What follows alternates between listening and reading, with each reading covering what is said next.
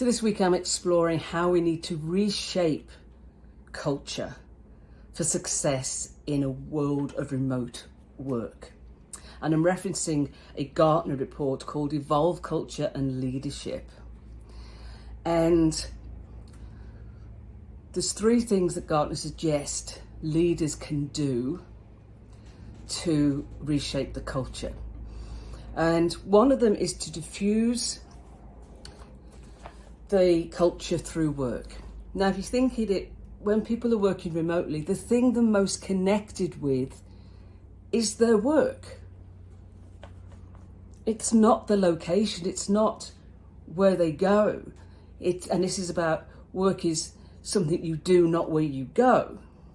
So they're connected to work, so we need to diffuse the culture through that work.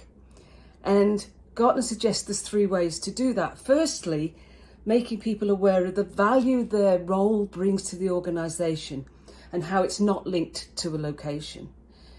Regardless of where they're working, they add value. And this is leaders ensuring that every employee understands the part they play. They might be a small cog in a big wheel, but what part are they playing in turning that big wheel, and what outcome is that big wheel achieving? So what part do I play? What value do I add? How do I change people's lives? How do I enable the business to meet its goals and objectives? And there's some companies that add value through vocabulary. And it's about calling, you don't call them workers or employees. Like at the Ritz-Carlton, employees are ladies and gentlemen. At W.L. Gore, they're associates.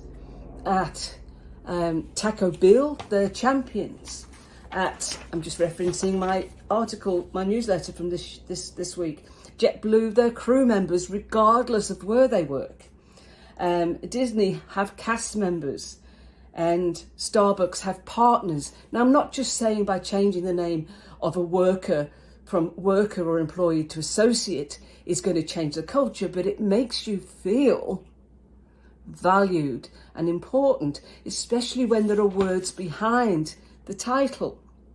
So, for example, at W.L. Gore, on their website, it talks about employees called associates, and I quote, "We're more than employees, we're trusted stewards of our business. Each of us makes commitments that help drive the business, and we work together in our lattice communication structure." So there is telling me the value I add. We also need to equip employees to self-discover the personal value they gain from their work and empower them to shape their experience. So this is giving employees autonomy and flexibility to shape how they work, allowing them to work when they want, how they want, where they want. And it's also allowing them to shape their job. And I've written in the newsletter this week about job crafting, about emphasising the parts of a job that you really enjoy and de-emphasising those that you're not getting that much satisfaction from. But we need to make sure that we give people the ability to shape their experience. And this is about leaders providing direction, not directing.